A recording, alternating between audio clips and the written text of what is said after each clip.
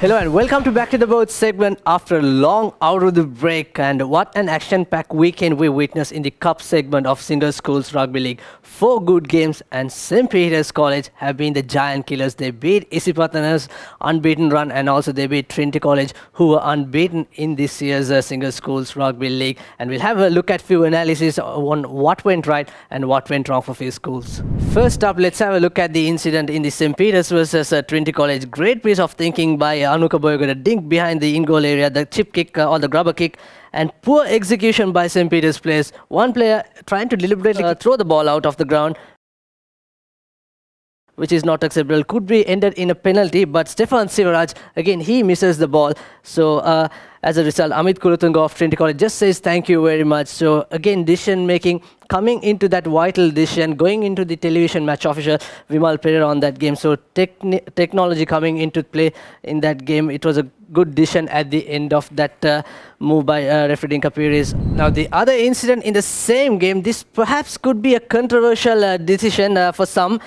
Look at Danushka Dange and Diyat Fernando, both contesting to the ball. It's a fair challenge with both players coming into the game. But here, the reason not to award a try, referee ThePapare is once again going into the technology, using Vimal Pereira at the television match official. Look at this incident. Diyat Fernando, clever piece of work, smart play, thinking he needs to go and save that try. But unfortunately, he could not gather the ball. But unfortunately, Danushka Dange, he didn't have any other option but to make that contact because his eyes also on the ball. So both players contesting at the same time. But according to Vimal Pereira, World Rugby Law 10.4, what he says is that this is a fair challenge with wrong timing.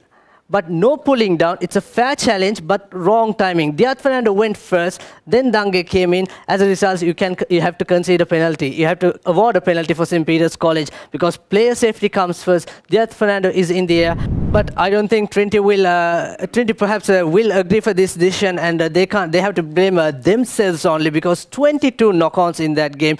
12 knock-ons by St. Peter's, so many unforced errors, so they have to blame themselves on that game for making so many errors. And let's have a look at another incident in the international, well, actually Super 15 game, Super 18 rather, Western First versus Brumbies game. Now here, both players, it's a fair challenge, both players in a realistic position to catch the ball, even if it's a dangerous tackle ending up. But look at the hip-to-hip challenge. So it's a fair contest.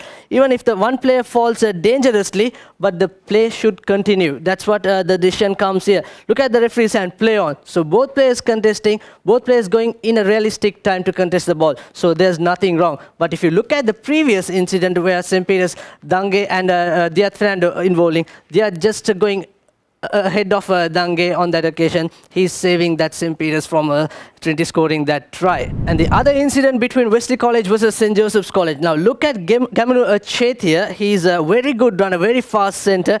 Look at the numbers. He has another wing three-quarter in support.